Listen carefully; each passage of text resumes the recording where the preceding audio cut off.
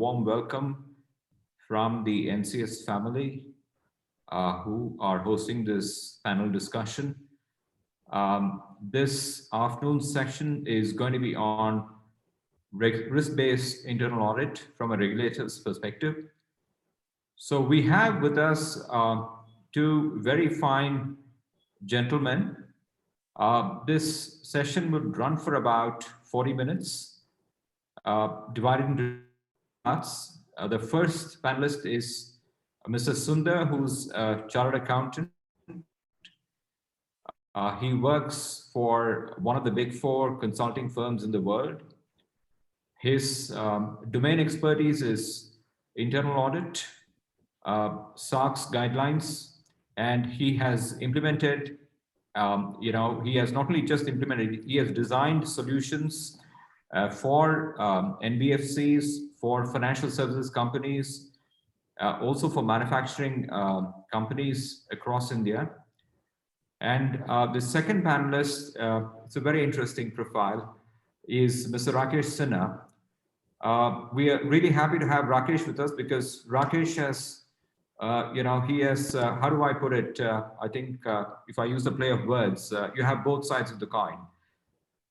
He has 30 plus years of experience, and the first staff in banking, including he's been he was running the management development program at a bank, and he's familiar with core banking systems.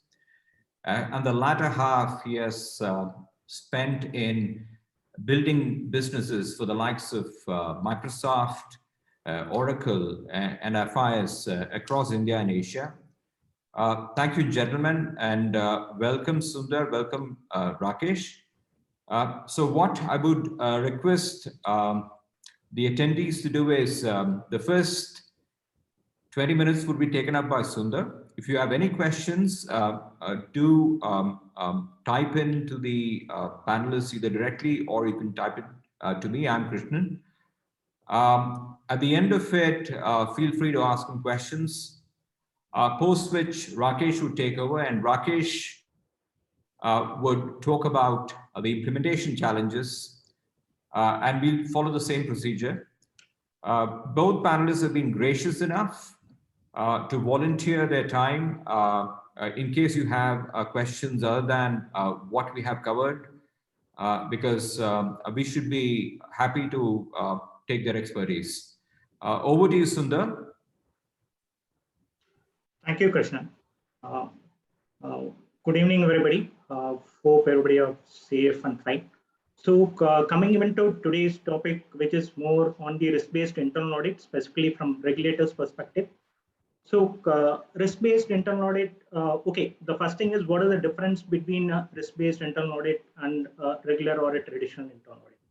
So if you see the past history or trend, the traditional internal audit is more relating to the transaction testing, more towards the testing the accuracy or reliability of accounting records, or it is more relating to the financial reports, or only restricted to those areas. And to some extent to adherence to the legal and regulatory requirements, which was also covered part of the internal audit. But this is not sufficient in the current scenario, which is changing environment. And that's where even the regulators have come up and put up to the various entities to look into a risk-based internal audit function, where as covering the transaction and regular testing and other things, evaluation of the risk management system and what are the control procedures which they have in place for various areas of operations also needs to be evaluated, basically to see whether potential risk, how it is being managed, and what are the mitigation actions which is being taken.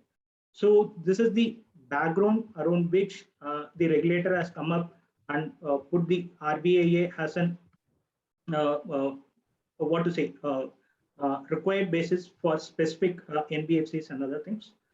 So if you see, traditionally RBIA was introduced in 2002 for commercial banks, and later there were various guidances which has been issued on how to put in an RBIA framework and how it needs to be executed. And over a period of time, it has also been evolved. And even last year, there were some guidances and notifications which has been issued by RBI on the bank's RBIA framework as well. So keeping this in mind, that's the what to say. The regulator has now extended this to even NBFCs and other financial institutions to have a much more what to say similar risk management function or practice, and to ensure the risk management is up to the mark and we are able to mitigate the risk at the initial stage. So that is the overall background. And also another thing which we want to keep in mind is managing risk has also become essential part of good corporate governance practice. Organizations are also under increasing pressure to identify business risk which they face, and as well as to explain to the regulators also how do they manage the risk. So even the regulators has also become more vigilant, and they recommend to have strong internal control systems. And as a result, to have a risk-based internal audit function and a robust risk assessment framework is also very critical to ensure, okay, you are able to meet up to the regulators' need as well. So this is the overall basis on which there is a requirement for a risk-based internal audit framework, which addresses the overall organizational risk framework as well. And as you may be aware, every organization has its own policies, procedures. It has its own risk appetite, the structure and the reporting and controls what they have implemented will be different. So the risk-based audit framework needs to be developed in keeping in mind the organization structure and as well as what is the risk appetite. That is the critical thing, or what to say, major differentiating factor between a regular internal audit and a risk-based internal audit. So here the major importance is towards what is my risk appetite of the organization. Basically, what is my goals to be achieved and what are the various risks which I have and what is the risk appetite. So whether these risks has been addressed adequately and managed adequately, and whether I have the set procedures and the systems in place to manage the risk and as well as have the mitigating controls over here. So this is the broader perspective or agenda based on which the RBI come up with risk-based internal audit. So now let's look into, okay, what is the requirement from RBI specifically for NBFCs? So there were two circulars which has been issued by RBI, one in Feb 2021 and another in June 2021, where they have specifically mandated risk-based internal audit for specific set of institutions. One, all deposit-taking NBFCs, irrespective of their size. Then all non-deposit taking NBFCs with asset size of 5,000 crore and above. Then you have the urban cooperative banks, which is also having asset size of 500 crore and above has been covered. Then all non-deposit taking HFCs, basically the housing finance companies, irrespective of their size, and non-deposit taking HFC with asset size of 5,000 crore and above. So these are the basically the 5 class or entities which has been covered under the notification, where it mandates these entities to implement a risk-based internal audit framework, and they have provided a timeline as well. So for the NBFCs and as well as the UCBs, the timeline provided is March 2022, where they need to implement the risk-based internal audit. And for HFCs, housing finance companies, the timeline is June 2022, by which the RBI framework need to be implemented. But if you ask whether, as per RBI regulation or mandate, whether only these companies are supposed to do or implement a risk-based internal audit framework implementation, we ask, I would say it should be taken up even in the other entities which does not come under these sizes, because here it provides a better risk management and as well as a corporate governance framework for the entity to put in place. And also it helps the management team to mitigate the risk and as well as to have a forward-looking risk management function, which helps the organization to run in a smooth manner. So I would recommend that not only the entities which comes under these brackets or categories to look into the risk-based internal audit function, but for even other entities, because in the current world and the changing scenario, anticipation and as well as the risk which hits a particular entity is differs, and even the magnitude, basically the at what pace or the velocity the risk will come and hit you and when it will have an impact. So that also plays a very critical role. So in these scenarios, having a risk-based internal audit function is also very crucial to ensure, okay, you are able to manage the risk within the risk appetite of the organization. Okay, now we'll be taking into specifically on the notifications which has been issued by RBI. Here it has been broadly classified into three major categories. One on the from objective and scope perspective, what all they have requested for to look into, and next on the board and audit committee perspective, what are all the various requirements, and next is on the senior management level. Here, senior management refers to more of your MD, CEO, or the full-time director who manage the organization at the top level, who has the reporting to the board and the audit committee. So coming into the objective and scope, these are all again requirements which has been issued or covered as part of the RBI guideline. So here they are requested to have a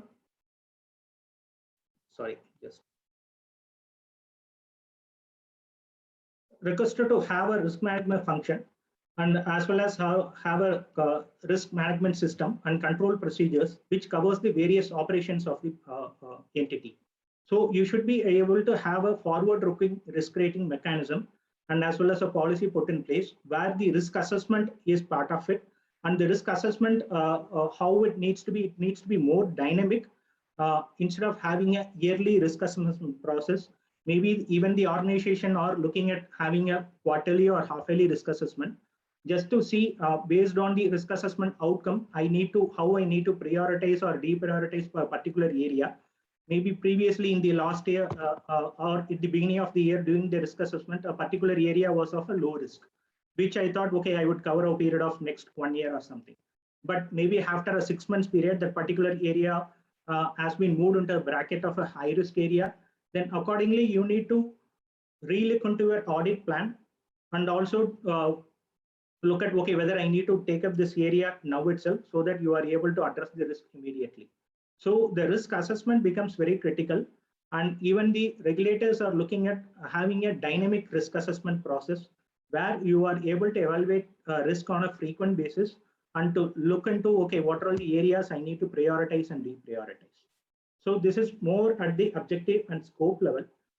Coming to the board and audit committee, what are the various requirements which has been brought out by RBI?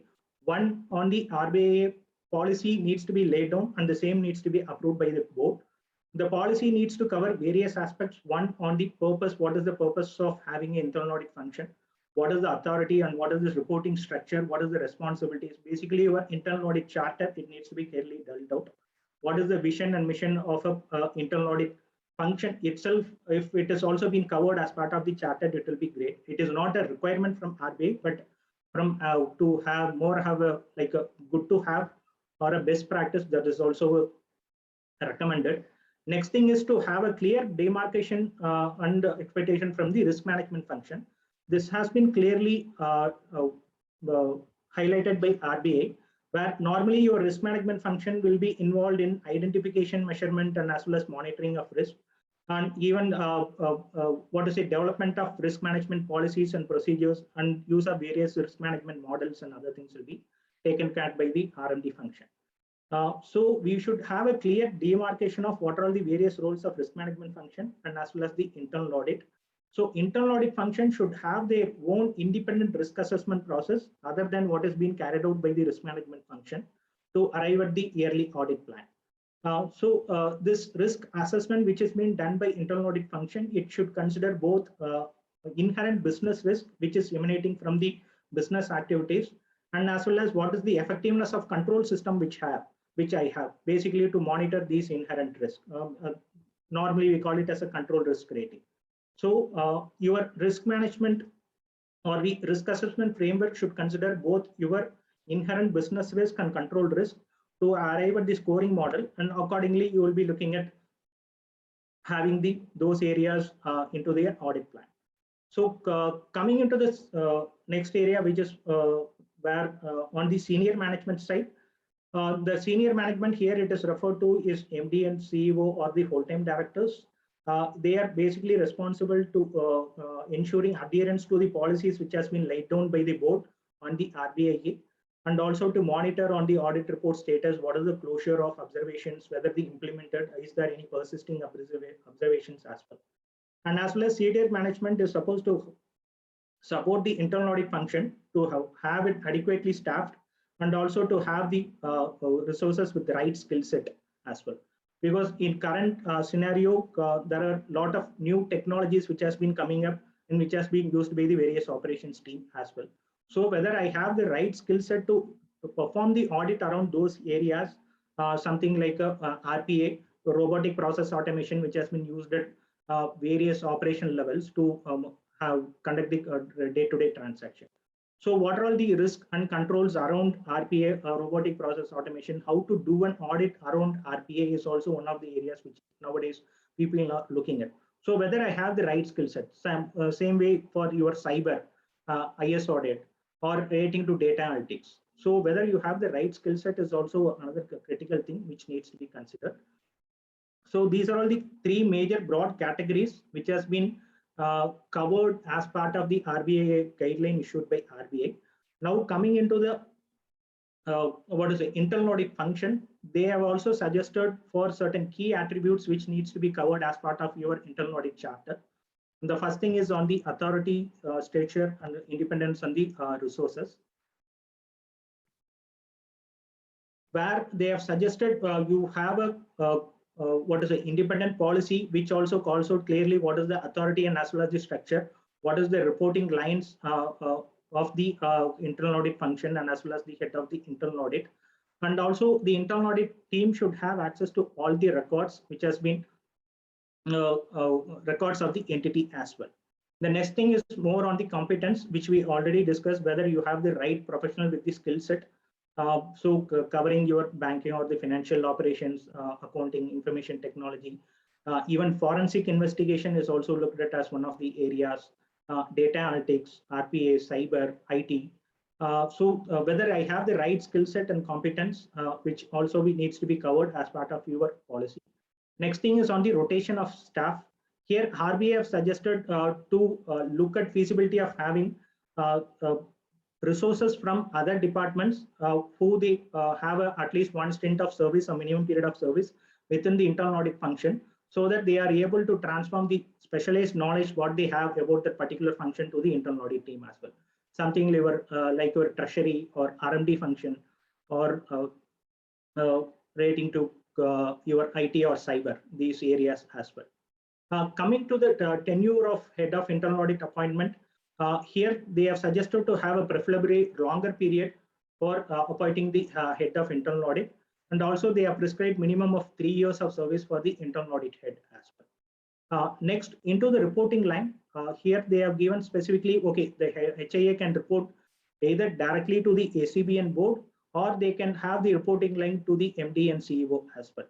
In case if the HIA is reporting to MD and CEO, in those areas, the reviewing authority for the HIA's performance appraisal will be the ACBN board, and accepting authority will be the board. So that is, and another thing which has been clearly brought out is, in suppose HIA is having a reporting to the MD and CEO, every quarter they should have an one-on-one discussion with the audit committee or the board members without the presence of the senior management, without the presence of MD and CEO, so that they are able to bring in their perspective about the internal audit, internal control system which is there in the entity, and they are able to have a clear conversation with the ACBN board as well. This is one of the key highlight which has been come up as part of this RBI notification.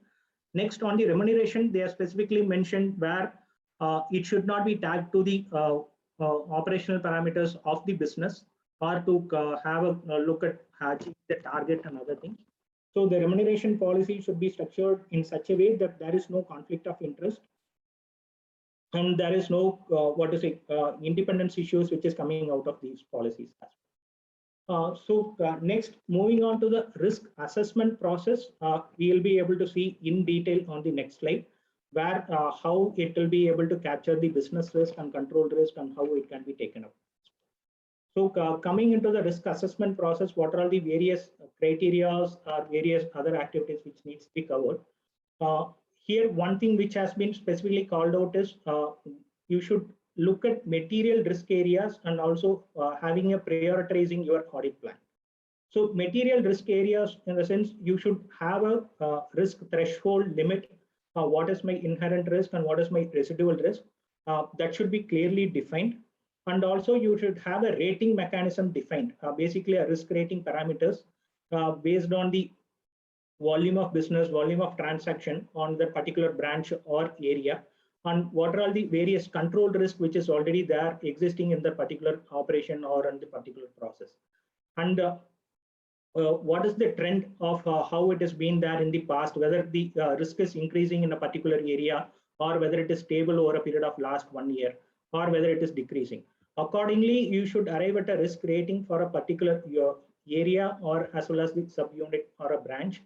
And based on the period risk rating, whether it is a high risk, medium risk or low risk or extremely high, you arrive at the periodicity of your internal audit of that particular area or function aspect.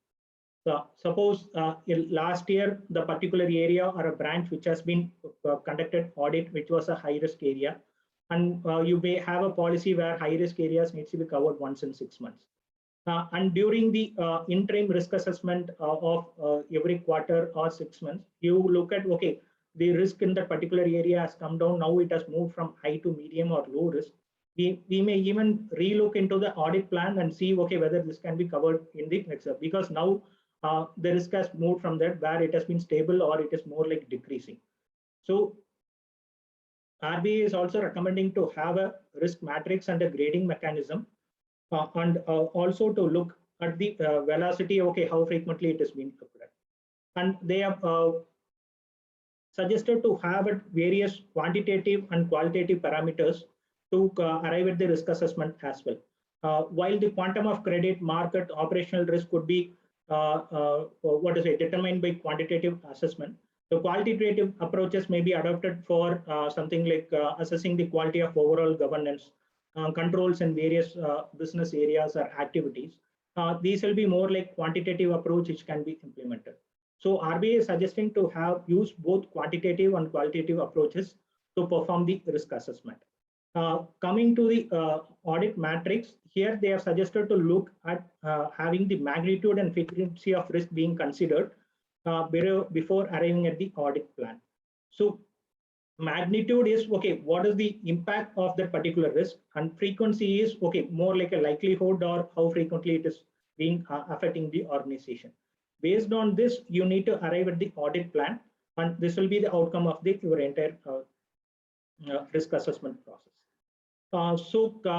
These are all the various parameters or the criteria which is covered as part of the risk assessment. And even they have in the guideline, they have given what are all the various other parameters which needs to be covered, like your previous audit report ratings, what are all the proposed changes in your business line, what are all the results of regulatory examination which has happened from the past audit results and other things. So various other inputs also should be considered in your risk assessment process. So now I'll just quickly take you to certain more like a self-introspective questions which you may think through and see, okay, where do the internal audit function currently stand in my organization? Maybe regarding your internal audit, whether they have a defined role, mission, and vision strategy specifically for the internal audit function, whether it is there in the organization. How do I evaluate the roles and responsibilities or clearly demarcate between the first and second line of defense? Normally, you will be having 3 lines of defense, whether it has been clearly demarcated and the roles and responsibilities has been defined for first, second, and third line of defense. And how does the IA identify and report on the control issues and the leading practices? What are the mechanisms for effective remediation of control issues? How frequently it is being looked at? What is the basis for development of risk-based internal audit plan? And whether there is a risk assessment methodology which is being developed and used. So these are all the various questions which you can think through to see, okay, where do I currently stand on the RBA approach, and accordingly you will be able to take it up in the next level. So with this, I will conclude my area specifically from the regulator's perspective, where we have clearly covered what are all the various expectations from the regulator, more on the risk assessment perspective and how it is different from your regular internal audit function, and what is the timeline for implementation of RBA as well, which we have looked at. So happy to take the questions if you have, there is any, or we can take it to Rakesh. Thank you, Sundar. Thank you, Sundar. I would want attendees to just, you could just put your hand up, and this being an interactive session, we'll spend about 5 minutes on Q&A, and we'll move to Rakesh after this, and he'll do his presentation. We can do a Q&A with Rakesh, and we can both, we can come back to both Sundar and Rakesh after that. You could just introduce yourself and, mention the organization you represent and ask a question to Sundar, because I have 1 or 2 questions over here, but I would ask somebody from the panel, from the attendees to go first, please.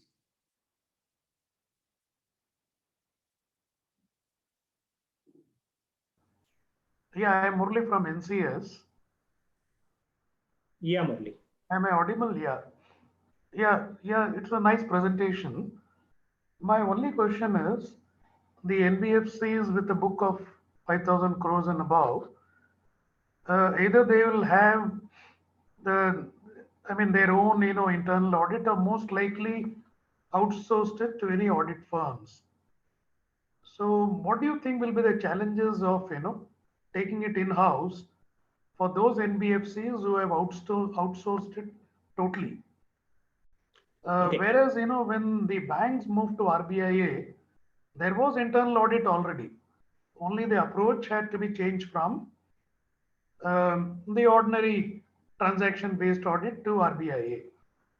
So what kind of the challenges, NBFCs will face, particularly those who have outsourced audit to audit firms? That is my question. Yeah. So Murali, okay, even in the RBI notification, they have clearly called out, okay, internal audit function cannot be outsourced. But if you see in the same thing, wherever support need for a specific area or a particular skill set, that can be taken from outside as well. So the major thing which the RBI have suggested is, okay, the responsibility for internal audit should be within the entity with the internal audit function, where they take care on the risk assessment part and other things. So the conduct of audit and other things, it can be outsourced, where you do the risk assessment, you arrive at which are all the areas I need to look at, and what is the periodicity and what is the scoping. Those areas you define it at entity level as part of the internal audit function. And execution of the audit can be outsourced. That is also covered in the RBI circular itself.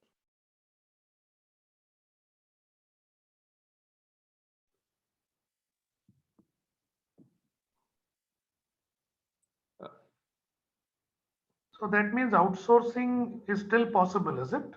Yeah. So even in the circular, if you see, they have clearly mentioned wherever support needed due to the skill set or to the manpower, it can be outsourced. But the ultimate responsibility on risk assessment and to report on the internal audit issues and other things, should be part of the in-house internal audit team. Yeah, this will have to be tested, how the regulator responds, how much of outsourcing. Yeah, it's a question of interpretation. Yeah. I think we'll have to give it time for things to evolve. Thank you for the presentation and the answer. Thank you. Thank you, Murali. So, Sundar, I have a few, but I'll hold on till the end.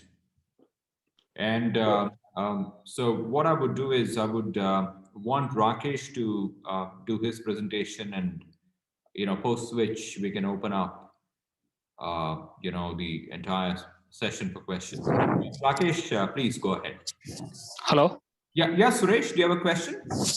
Yes, I have one question. Please. So, when we develop, this audit framework for a bank, so what kind of literature we have? What standards we need to follow? Like for statutory audits, there are standards issued by ICIs. So because for internal audit, if we talk about, there is no clear-cut guidelines in companies. RBI issued the circular, but what auditing standards we need to follow? That is my question. I mean, suppose to decide sampling size and all that. I mean, what audit procedure we need to design to, I mean, to develop internally, I mean, audit framework. What is auditing standard we need to follow? Okay. To answer the question, okay, from regulatory perspective, if you see, there is no specific guideline which mentions this is the auditing guideline or standard which I need to follow for internal audit perspective, both from Companies Act and as well as from RBI as well. So even for banks, when they issued the circular, the notification on RBIA, the guideline talks more high level on the risk assessment, how you need to do the risk rating matrix criteria and various other things. But what are all the guidelines or the standards I need to refer to or which I need to follow while conduct of internal audit, it has been not been brought it out in the circular clearly. But if you ask, okay, what are all the suggestive standards which is available, the IAA guidelines which were available, which is the Institute of Internal Auditors, which is more on the internal audit function. So there are various standards which is issued by IAA, and a lot of organizations take into these standards as consideration for developing their internal audit charter and as well as the framework. So from regulatory perspective, there is nothing which has been mentioned specifically. This is the guideline which I need to use. But from best practice and other things, IAA guideline can be considered for the internal. Okay.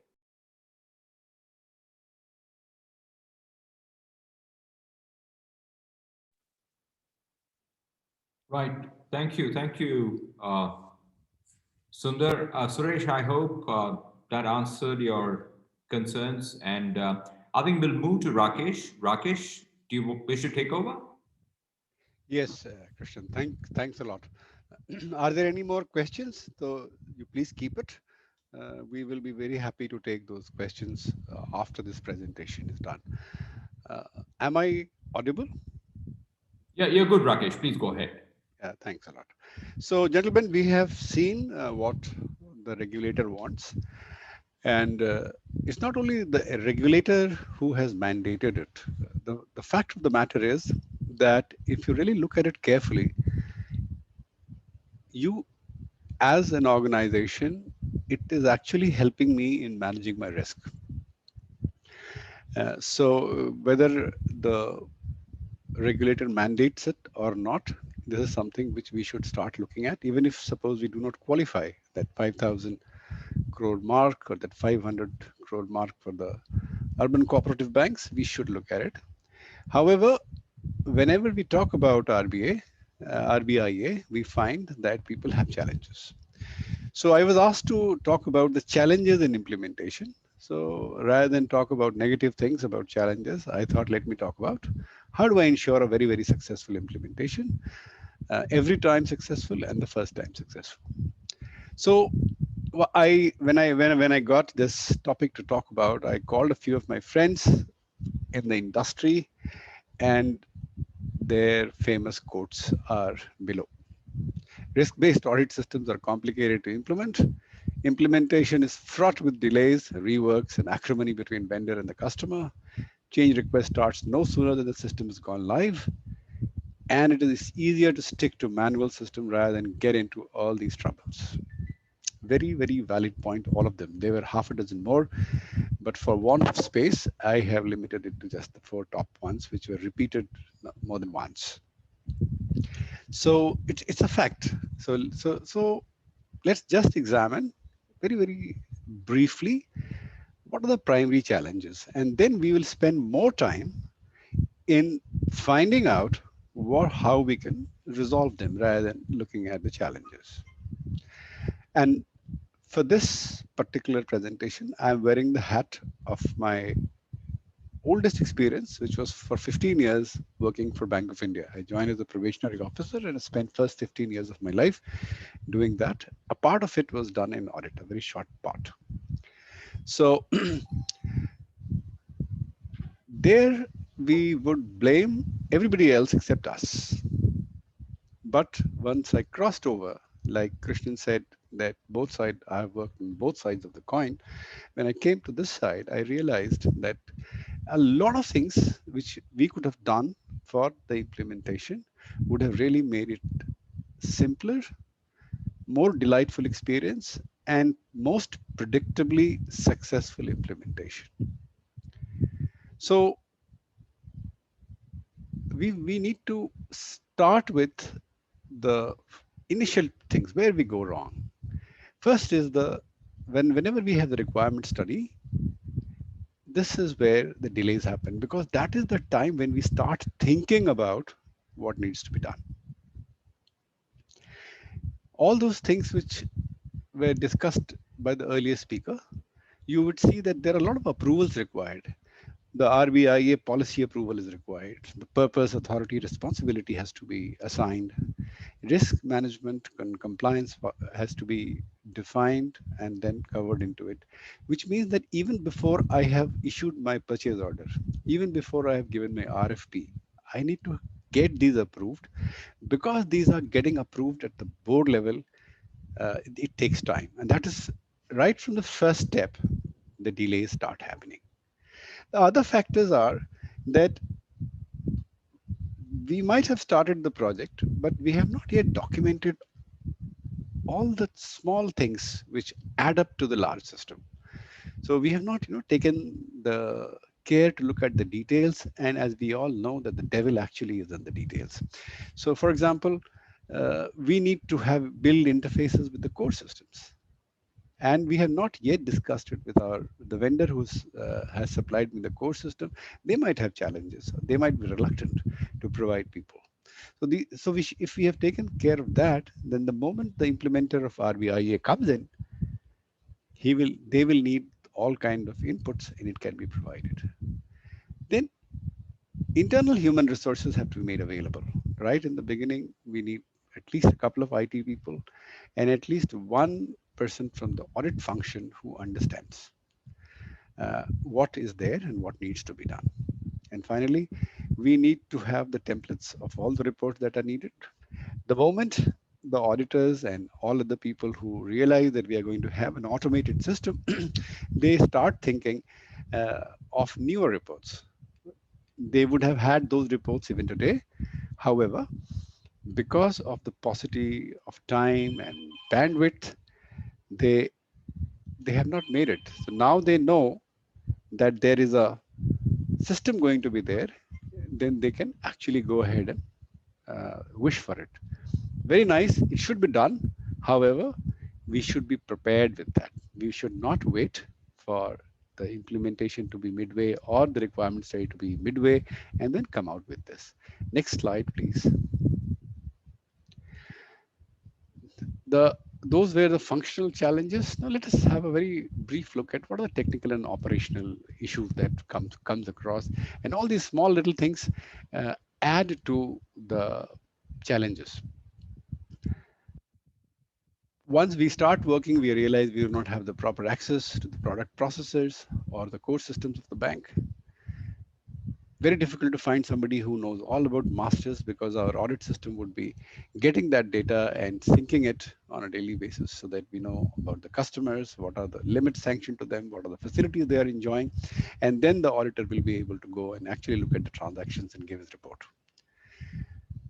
The monitoring and tracking of project milestone is another thing where we start off very well. After the kickoff of the project, there is a hell lot of an enthusiasm, and we aggressively decide on having those milestones to be tracked and monitored. But as we move along, everybody is busy, everybody is working overtime, and it gets missed. Sometimes a decision has to be taken. How do we handle this problem or this issue? And it really makes it takes a lot of time to get it decided. It's not related to RBIA, but there is a classic example which I faced when I used to actually do implementation of the risk management for Basel II. And this was long before things became clear. I'm talking of the year 2005 or maybe 4. 4 of the largest private banks were my customers, and everywhere we faced it. How do I put a risk weight to, let's say, the undrawn balance of a cash credit account? Or if I issued a credit card to somebody, say Mr. Krishnan, I'm sure he must be having a credit card having 15, 20 lakhs of drawing limit, but he hardly draws a lakh of rupees a month. What do I do with 19? Because at any point of time, he can go and withdraw 19. There was no clarity at that point of time. And all the banks spent months debating about it, taking it to their board, and then finally come. And all the 4 projects got delayed because of that. And not only because of this one issue, but there were several such issues. How do we deal with this? So we need to make sure that there is a quick decision and remedial action is done. Whoever is the single point of contact should be a senior enough person to take calls, to make decisions. What we do is we generally find somebody who is not very useful, or maybe the most junior guy, or maybe the intern, and we put him as the single point of contact. And the poor fellow, whenever you ask him something, he has to say that I'll get back to you, and then he calls his seniors, maybe goes and meets them. After a couple of days, you get a decision. So this is a big challenge which comes in. Then the moment the project starts, either functional or technical, you will have to find people who would be dedicated. They might not be working full time on it, but if there is a clarification needed, they should be immediately made available. And then we'll have to plan for the user acceptance test. Usually the greatest friction point between a vendor and the customer at this point is the acceptance test and getting a sign off. And finally, the senior management sponsorship and mentorship. It is very much there at the start of the project, because the budget has been given and the PO has been awarded, but then it kind of subsides. They get busy in other things. The senior management sponsorship, especially for any kind of a risk management program, as you have seen in the last presentation, even RBI expects that their sponsorship should be constant, because we are building a system which many people in the bank would not like. So their mentorship and their sponsorship has to be there. So how do we go and ensure a smooth implementation experience?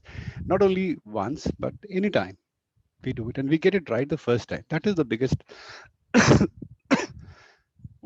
gold standard for any kind of an implementation. So vendor selection, we should start right at the vendor selection. We make a good rating system where we go and rate our vendors, give them points, and we also take into account at what price they are giving and all that. I would, for these kind of solutions, any of the risk management or analytics or data warehousing or RPA or in artificial intelligence, these are highly specific and sophisticated piece of software where the experience of the vendor should be given the highest point, that have they done it, have they solved similar kind of problems. And the second thing is we should examine whether they have domain experts.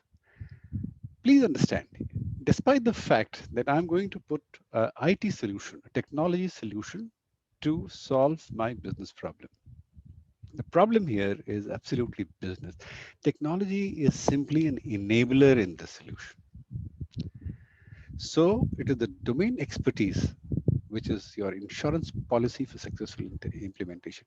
If I do not have people who understand internal audit, people who do not realize how do I give a risk rating, or what is risk rating to be done, it becomes very difficult for just, you could be having people from IIT or even Harvard or MIT, doesn't matter. Unless until we have people who understand the domain. So when I'm selecting the vendor, I should look at the experience and the domain. And then I need to start planning well in advance. Even before I issue out an RFP, or even immediately after the RFP is issued, I should start my planning. I should take all kind of approvals. I will not go into the details of all those approvals because Sundar seems to have covered everything in his second slide itself, where the policy has to be approved and so many things have to be done, and they are done at the audit board committee or at the level of the board itself, which means that if the board is going to sit every quarter or every month, you will have to wait for the next board meeting, which means that I need to be prepared. This is the first thing. All those contentious issues where I need an approval, where I need the stamp of my senior management, I should be prepared for it. If there are any kind of a deviations, for example, you have a policy which talks about, let's say, IT security or something. For some reason, I'm not going to follow it. So all those deviations will need to be approved well in advance, because that will go into my checklist. Otherwise, that checklist would check me as a defaulter. However, because of certain reasons, in our company, in my NBFC or in my bank, I do not want to be seen as a defaulter there. So all those deviations should be done. Audit checklist sounds very, very simple. Everybody has it, but that needs to be finalized, because that is what is going to be finally uploaded into the system. And my auditors, when they go out, that is the checklist which they are going to look at. That is the checklist they are going to use as their master copy to see everything is done. So the entire rigor and the entire thoroughness of the audit depends on my checklist. So that should be finalized. And I have seen in certain implementation, people have taken a couple of weeks to get to it. And once the system is live, they go on adding to it. But if I had started working on it when I planned that I will go the technology route, then this should have been done. Then, of course, the human resources is extremely important. We should identify them, that for technology, these are two people who need to be tapped. For functional areas, these are the two people to be tapped. They need not be full-time on the project, not at all. But they should have on a 40, or since banks also work on Saturdays, maybe 45-hour week, let's say 4 hours, 8 hours should be allocated. That yes, you are going to be working on a project for this. There is a SPOC, there are IT people working full-time, but you will be there for so many hours. So what are the steps we need to do during the implementation to make sure that we are done on time? One thing which we have to understand as customers, as bankers, as people of NBFCs and NBFIs, UCB, small finance bank, or whoever, we should understand that the vendor is very keen to finish the project on time and correctly and get it right the first time, because he's got the money online. Every single week of delay costs lakhs of rupees to the vendor, which means that he is definitely your partner in getting it successfully done. And that is something which we need to keep in mind, that that person is not a vendor from whom I have bought something and now he sold me something and is going to run away. But he is my partner and he is going to be with me in the entirety of the project. Not only that, even for the support time. So he's going to help you. When the requirement study phase is going on, that is the time when we need to give a lot of attention to all the documentations. Wherever there is a gap between the product and what I need, the customizations should be listed properly. All the interfaces should be listed. And when we go to the UAT, I'll let you know how this documentation really comes in very, very handy. The reports, executive summary template, everything should be documented. And it is anyways going to be done by the vendor. You need not do it. All you need is to review it rigorously and then give a sign off. One very interesting thing which happens whenever we are moving from a manual system to a technology solution. All of us are extremely innovative and we want to have everything under the sun. Problem is that we keep on incrementally thinking about those new things. And that is where you'll find that there is a huge scope creep, or the requirement study the requirements end just goes on extending and creeping week after week. Even after the implementation starts, we find that, hey, I really would like to have a report. We will have to, whoever is the person who is managing the project should have the enablement and empowerment to say that at this point of time, at this date, after that, I'm not going to take any new requirements. So freezing of requirements at a point of time. Second thing is the innovation part of it. And I will not name the banks, but all of you who are aware of the way the top 5 private banks in India work, you will understand whom I'm talking about. They would love to beat the hell out of any standards. They would like to make everything which is uniquely theirs. And they go on doing it. Even after the project has started, implementation has come to an end. While UAT is going on, 5 new requirements will come. It is very good to be innovative. It is very good to look for differentiators if it is a customer facing system. When we are talking about a back office, it is most prudent to stick to the standards, because I don't want all that kind of a jazz. I am looking at a hardcore functional system which will do what it's supposed to do. So that has to be kept in check. That is where the scope creep happens, where that is where the time creep happens. Having done A, B, and C, you will still have some requirement creep which will happen. It'll come either from the MD himself or from the head of the audit himself, and you will not be able to do anything about it. So when you're planning for it in your project plan, do keep a buffer. Don't keep it so tight fitted that if there are 2 new requirements coming, your entire project plan goes for a toss. So please plan for a buffer. And finally, and I consider it the most important, is there should be strict monitoring and tracking of the project. So there should be a status reporting. There should be review calls, the steering committee meeting, whatever is the frequency. For a short project like RBIA would not be more than 90-day project. So it should at least happen once a month. It could even happen at a fortnight level if you see that there is a risk of project getting off the rails. And having all these review mechanisms and engines in place is of no use until unless I have a very fast method to provide remedy. The final step, like the requirements, the final step is when the delays occur. And the primary reason is that we have not planned for it. I mean, let me make a confession.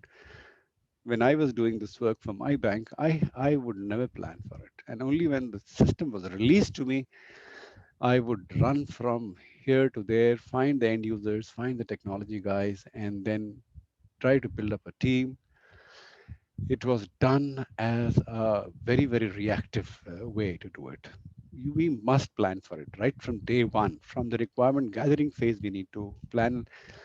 I told you that I'll go back to those points of documentation, and this is where it comes in. When I'm making my test plan, if I have documented all those concern areas at the requirement and the gap study phase, I will know exactly what needs to be tested. And that is what is going to go into my test plan. When you're building your test plan, and it should run parallelly with the implementation and even at the requirement stage, request the vendor to provide you with somebody who's going to work alongside with you. If I know that I'm building a car and it's going to be tested for speed, I'll make sure that the torque and things are properly adjusted so that it just zooms off 0 to 100 kilometers in 6 seconds or 5 seconds, whatever. I will make it such. I will not put in a much more powerful engine which could go and sit into a 16-wheel truck, but it will not go at that speed. When I know that the person is going to check me for speed, I would make it that way. So if the vendor, and I would like to use the word partner for a vendor, knows what he is going to be tested for, he will make sure that those areas are important for the customer, and then make sure he also tests it in his unit testing, in his system testing, and his test before the release. So chances of having a bug is going to be very, very less. And you will have to build 2 distinct test plans. One is technical, another is functional. Next slide, Abhiravi. So the first is the technical plan. It is simpler because it is almost same for any system that you're going to put. It will be for the system integration, whether the interfaces are working properly, the performance, whatever is you have anticipated and whatever you had requested the vendor to provide, is it working properly? Security, that is something which is actually part of RBIA also, and should be tested very properly, because you will have auditors accessing the system from remote, maybe using a public line, public connection, etc., internet. So the security should be there. However, you should not spend so much time into this as you would do on a core banking system or any transaction system, because that is open to public. This anyway is very, very closed group. Only the audit department can access it. You should, while testing, making test plan, please make sure you make a plan for the user access, their rights and privileges, so that if I am auditing a branch A and branch B should not be able to see that, those kind of Chinese walls are properly built and they cannot be breached. The more difficult part of the UAT is the functional, which is the next slide. Because the scope is very large and involvement of end users also there. The previous one could be done entirely by the IT people. And for IT, this is the primary job. This is what they do. They select the vendors, they do the evaluation, and they deploy and implement solutions. So this is the primary work they're doing. They run the systems. But the end user, that is where the problem happens, because that gentleman is doing some other work. And that is where it's difficult to get there, dedicated time. So if we plan in advance, first of all, our test plan will be complete. I know exactly what I need to do, and then I'll be able to select the right people. While you're doing it, make sure that in the how you rate a branch or a business or a line of business, whatever was in the policy, and you explained it to your vendor partner, is working properly. That is the first part of the RBIA part. And then you need to look at all the user interfaces and user experience and data entry screens, whether it's working properly, the auditor reports and executive summaries doing work well. And the scheduler is very important here, because it also gets attached to the risk rating of a business unit. So if a business unit is at very high risk, the audit has to be repeated after 6 months, whether the scheduler is doing it or not, and which is a very, very low risk, maybe after 18 months, whatever is your policy, is it following the policy or not? So that is something which you need to check. The list is very long, so I'll not go into it. I've already taken 3 minutes and 36 seconds more. So we'll go to the next slide. What is it? Okay, done. So the final thing is that if you plan ahead, the implementation is always a success the first time. Thank you all very much. And now it's absolutely open for questioning. Don't limit yourself to the questions only of what RBI has talked about, RBIA, or the implementation part. You can even talk about anything else. We would be very happy if we know the answers to give it to you, or we will definitely get back to you. Thank you, Rakesh. That was pretty good. Rakesh, I have a question, but before that, let me kind of, since I've been blessed being the moderator, let me put my question first. I know I'm being selfish. From what I can hear, so if you go back 10, 15 years ago, what was must-have was being implemented, or they used to pick up the product or the software or the processes and put it through. And slowly it's kind of the good to have, the nice to have were ignored. And you made a statement stating that irrespective of your size, because Sundar, of course, he mentioned about what is it the RBI requires? What is it that the regulator requires? You know, they're more stringent when it comes to certain sizes. They're less stringent when it comes to, other sizes. But are we graduating towards the nice to have and good to have to a must have? How important is that for NBFCs? Not only for NBFCs, Krishnan, for any financial institution, whatever is the size, it is very, very important to have something like RBIA. And we have been moving towards it. For example, if you look at the entire Basel, which started from 1995, right? They have been redefining how risk is to be taken. And then the entire the bust financial market bust happened in 2008 and 9. Lehman Brothers went down under, and then we had the Basel III coming in and more stricter norms coming in. Having and looking at all these, if I were to own a bank, a very small one, which does not come under whatever is the what do you call it, the qualifying line, 500 crores or 5,000 crores, I come much below that. But if I'm running my business, I need to make sure that I do it with the risk-based audit. Audit is my guard on the door. They are the people who are making sure that things are happening, the policies is being followed, no untoward risk is taken. So irrespective of the size, if I can afford to have a RBIA solution, my recommendation is please go for it. I have my friends from Utkarsh Bank, and thank you all of you for joining, even though I sent the invitation very late this morning.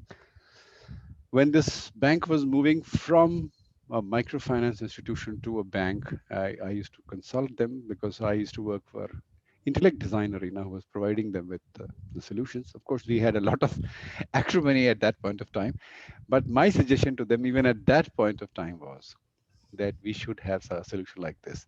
So having said this, yes, we should have this, whatever is your size, Krishna, don't worry.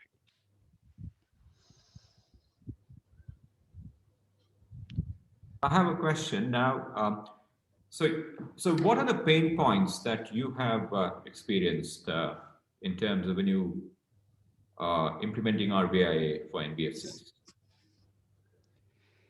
So RBIA for NBFCs, the reason is that the entire policy which a bank follows, because right from the day you make a bank, you have to come under the Banking Regulations Act. And I would like my small finance bank friends to jump in if they have any kind of a suggestion on that. But when you are an NBFC, and especially if you're not in deposit-taking NBFC, there is hardly any regulation which was applicable to you about 10 years ago. Now, of course, the Reserve Bank of India has started putting in, because ultimately, wherever is your money coming from, it goes from the economy, and if something goes wrong, then everybody suffers. So, but when you're a non-deposit taking organization, the regulations are very, very lax. You're not supposed to do anything. So you don't have a policy. So the biggest problem in NBFC is that you will have to make the policy first. What do I need to do? That is the first thing. So people like Sundar and his company and all the four big players in the consulting field, they have a separate line of business which does exactly this: build a policy for an NBFC, whether it's an investment firm, whether it's a mutual fund, whether it's a lending institution, whether it's a leasing institution. They definitely have this and they work on it. Okay, thank you. We have one of the panelists, Mr. Shankaran, who has a question for you. Yeah, go ahead, Shankaran. Yeah, this is Shankaran Jayaraman from 5-Star Business Finance. Hope you are able to hear me clearly. Absolutely. Yeah. With regard to an entity, let me not quote this one only for an NBFC. Yes, for NBFC, the specialty is risk-based internal audit, the term, the new mantra that is coming to now. There are three components I can look at it. One is the old form of internal audit. Then it is a risk officer or the person who is handling the risk. Third one is now the risk-based internal audit. Am I say correct in saying that there will be a very thin layer between all these three category in categorizing the risk or understanding the risk, putting the framework for mitigating the risk? Will there be an overlap in doing this activity? What kind of confusion one can expect between these three? This is my number. So Let me first give a shot to it, and then I'll request Sundar if he has to add, because Sundar is a practitioner of these kind of things. He's a chartered accountant, and this is what he does for his living. Whatever I tell you is from experience, and being a person who has been doing it because of job requirement. So you are absolutely right. They seem very similar. The internal audit department, which has been there for ages. Then there is a risks. There is now a chief risk officer, and he's got an entire risk management team. And then, of course, this RBIA comes in. There is no conflict between the three. Actually, all the three dovetail into one. So let me just take half a minute and explain to you. Internal audits department work is to make sure that my operational people, whether it's the branches or nowadays, a lot of that transactions happens out of the branch, online, everything. They follow the bank's policy. That is what we as internal auditors have been doing for hundreds of years now. Then with all these turmoil happening and the financial crisis, etc., risk became a very important part of financial institutions, because that is what we do. We take a lot of risk. The moment I lend you something, I have taken a risk. The moment I give you an insurance policy, I have taken a risk. The moment I invest my money through my treasury, I'm taking a risk. So all we do, and the entire BFSI sector, is risk. And because we are able to mitigate and manage that risk, we make money. If we don't, we lose money. I mean, look at what happened by a very, very small breach at Punjab National Bank, and the Nirav Modi can't happen. So what the risk department does, so now internal auditor is my watchdog to see that all the policies are being managed properly. But before all this financial crisis and turmoil, maybe we did not have this kind of policies to manage the risk. So the risk department came into being, and you have operational ORM, operational risk management, and credit risk management, market liquidity, intraday liquidity. All those things came together. So the risk department will make those policies which needs to be followed. And RBIA now joins hands with the internal auditors. They were examining all those things which were there for centuries, and now they will also be seeing whether my risk policies are being followed to the T. In case they are not being followed or breached, they will report, or they will report loss in business. Even though the policies were followed, then the feedback goes to the risk department. They will tweak the policy so that this risk does not occur or is managed. Have I answered your question, Shankar? Yes, to the main core, Mr. Rakesh, thank you for that. But with this policy, see, the main criteria for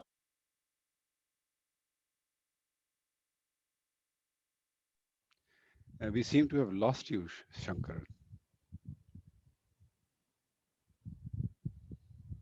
Shankar, we lost you. Can we take the next question?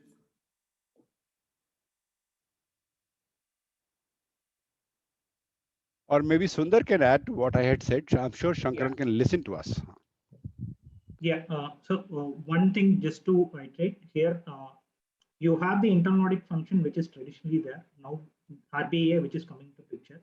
I would say the major difference is more from the risk assessment perspective. Okay, how you do a risk assessment, and based on that, how you arrive at the audit plan. Even traditionally, entities have a risk assessment framework to arrive at the audit plan.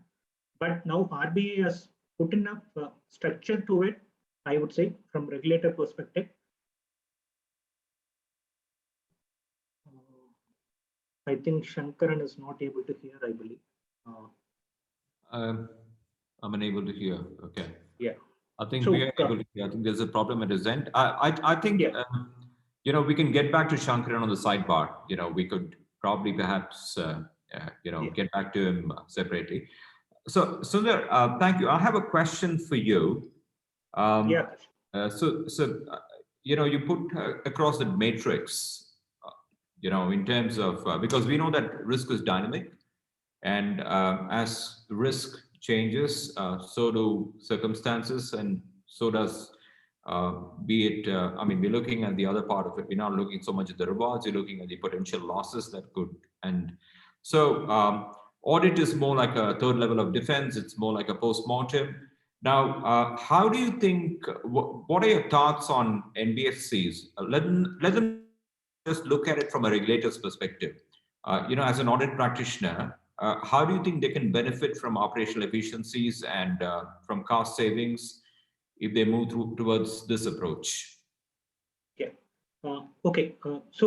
Even if you see the risk management department and other department functions, all strive towards, okay, one, okay, I do the adherence to the whatever the policies being set. The next thing is, okay, how do I increase my top line, or how do I reduce my cost?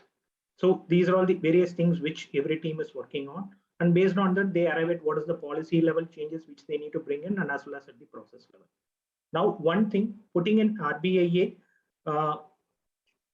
you are able to look into the risk which is material for that particular entity, and you are able to concentrate on that and need to work on that, so that the impact does not materialize, or it is being mitigated to the lowest level possible, which is within their threshold limit. So it does not impact your bottom line or top line, whatever it is.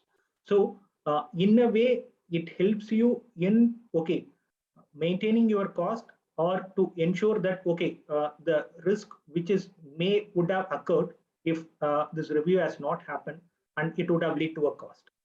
Okay, so from that perspective, RBA will be able to support or provide assurance, yeah, I'm in the right path track, and the risk is managed to the acceptable levels within my organization. Thank you, Sundar. Sundar, there's a question I think Preeti Freddy is waiting to ask you, or Rakesh. Preeti, could you just direct your question at either of these panelists, please? Shankar, there is a question from Mr. Funso Lamo on the Q&A tab. So if you could read that out, we could try and take it. You'll see a Q&A tab at the bottom of the screen.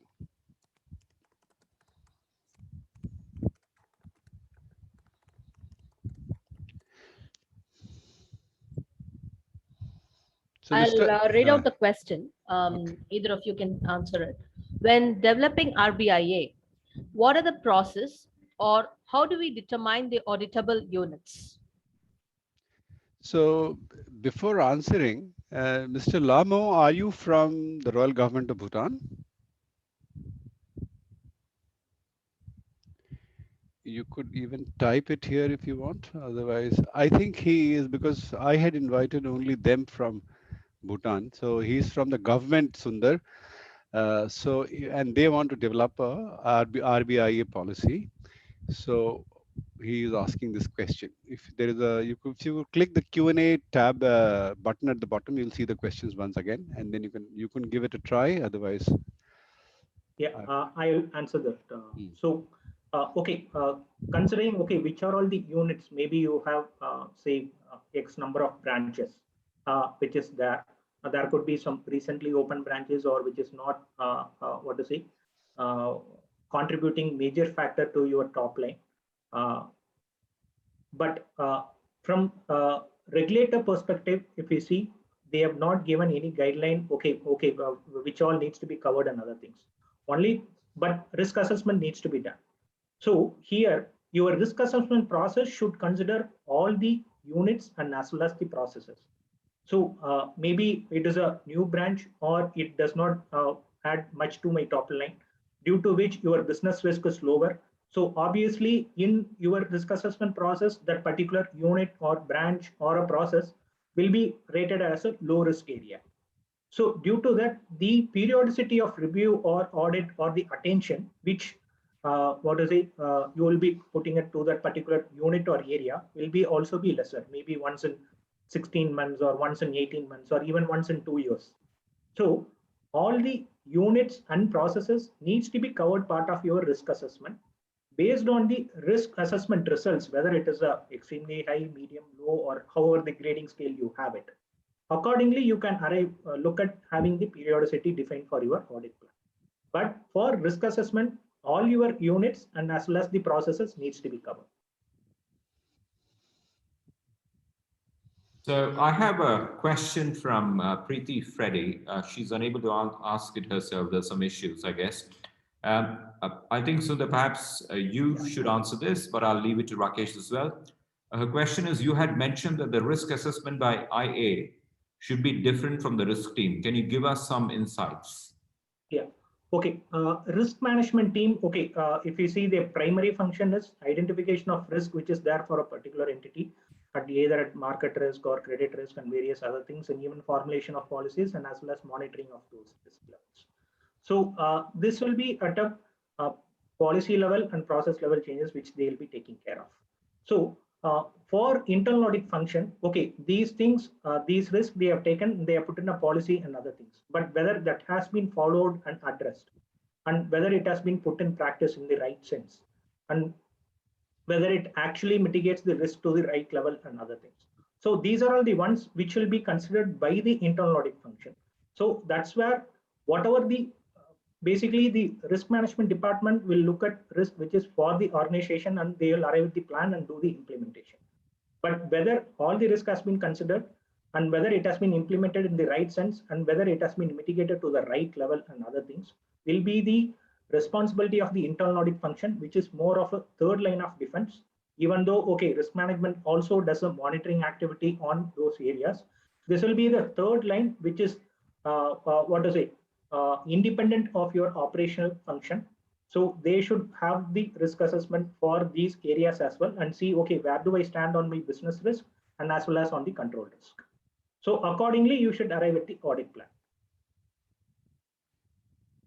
Okay, thank you. Preeti, I hope he's answered your question. Preeti, I'll just give you an example. Thank you. Yeah, go ahead, Rakesh.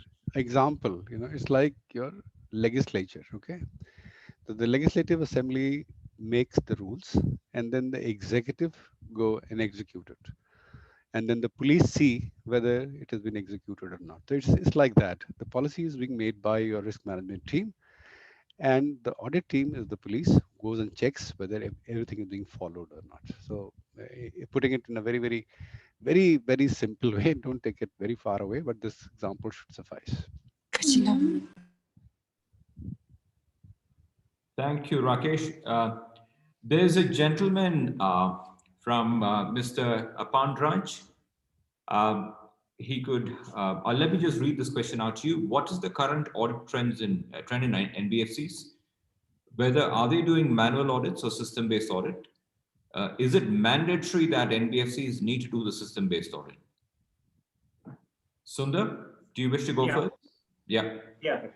So, okay. If you see the current trend, most of the NBFCs have a more of an audit management tool, which I would say, which is more from documentation perspective, but not on the risk assessment perspective. So while they have maybe the checklist into the tool, and as well as the what is the observations at the preliminary level, it is getting documented. But on the risk assessment perspective, if we ask, most of the NBFCs are not having a tool, or they are not having it in the system, which is outside the system. So, and again, that's where you have a challenge when you have the large number of branches, say 500 plus or 1000 or whatever it is. It becomes even more trickier to do a risk assessment, which is without the support of a system or doing through a manual process. So current trend, if you ask, it is more on the outside the system for the risk assessment, but for audit documentation and other things, most of the NBFCs has a tool. And if you ask, okay, whether from regulatory perspective, whether it is mandatory to do a system-based audit, no, it has not been made it as a mandatory. But if you want to do a risk assessment and other things as suggested or directed by RBI, definitely it will be difficult to do a risk assessment outside the system and to arrive at the audit plan. Because to do the risk assessment itself, you will be looking at various number of parameters and criteria. Maybe in business risk, you will be looking at, say, 25 to 30 line items at broader categories. But again, in individual, something like your NPA management, rating to your, distribution of, industry-wise distribution of your credit. What is your credit quality? So in each, you will be having various parameters for which we need the data to do the risk assessment from business risk perspective. And control risk is more relating to your operational factors, which will be entirely based on the audit checklist, and there will be certain offsite monitoring alerts and other things which provide some insights on a periodic basis. Okay, how does a particular branch or whether there is a KYC compliance and other things. So these things, without having a system and doing a risk assessment, considering so many inputs, it will be more like a very much tedious, or I would say impossible task. But from regulator perspective, if you ask, there is no need to go in for a system-based audit. Thank you. So it makes sense to have one system, right? Instead of information sitting in silos and, some of it automated, some of it manual, because information is more hygiene when it comes from the system itself. Yeah, true. And nowadays, even, okay, the next step, even regulator may come up looking at having a dynamic risk assessment, because now the risk assessment periodicity, what they have suggested is a yearly one. Maybe over down the line period of time, they may look at even a halfly or quarterly one. So at those time, it becomes much more challenging if you are going to do it outside the system, or you are having a system which does not support all your data points. Got it. Got it. And if I may just add one thing, I think I don't wish to, my statement be construed as a sales pitch or something. I think you could talk to Wade, or you could talk to Rakesh Sinha himself. The more you automate, yes, there is a cost involved initially, but it leads to better savings. I've seen this with Ethic implementation. We've done a study and we've figured out that, yes, whatever points they mentioned, automation does lead to operational efficiency, and it does lead to some cost savings as well. Can we take in one more question before we wrap it up?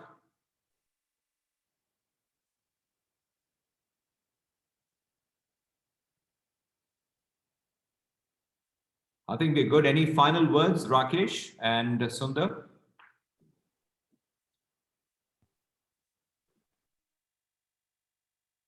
Sundar, you want to go first? Yeah. Okay, yeah, go ahead. Yeah. Okay, as which has been said previously itself, don't look at as a regulatory requirement on RBIA this specifically, because this will support in a good corporate governance and as well as the good risk management practices within the organization. This will also support in having a much more stringent control, and as well as see what are all the advisory services which I will be able to take it up, so that I was able to optimize certain areas. So that will also help, will be driven by your RBIA. So don't look at as a regulatory requirement or more of a taken a checkbox kind of a thing. So take the activity if you are looking at RBIA in a true sense and get it implemented full-fledged. That is the only thing. Thank you, Sundar. Sundar, there's one question from Mr. Hiranmoy Das. Please ask Sundar directly. You could unmute yourself.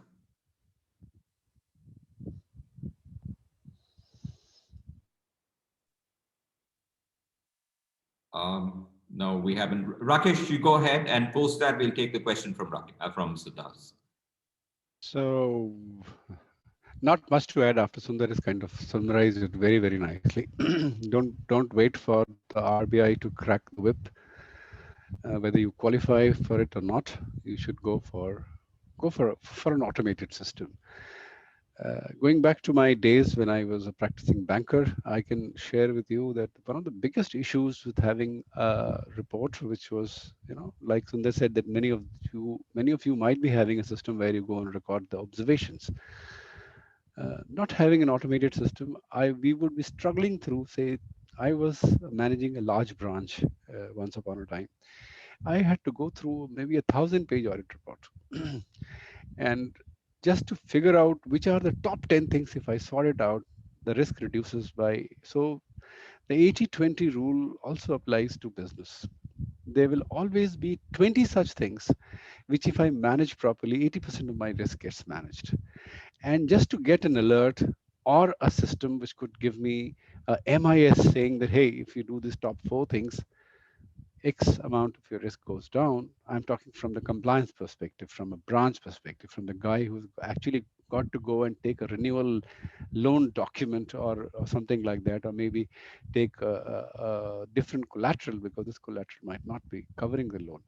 Such small little things which is pointed out by the auditor, it becomes extremely useful. So whether you qualify, whether you do not qualify, please go for a system. I would not say that only go for a thing, even despite the fact that they are the leaders in the market in South Asia. However, go for some system which gives you all these kind of things, which tells you immediately, and there's no delay. We used to get an audit report after 3 months after the audit has happened. So if there was a risk, if there was something going wrong, it would have gone wrong. Here, today the audit gets completed, and tomorrow you can get the report.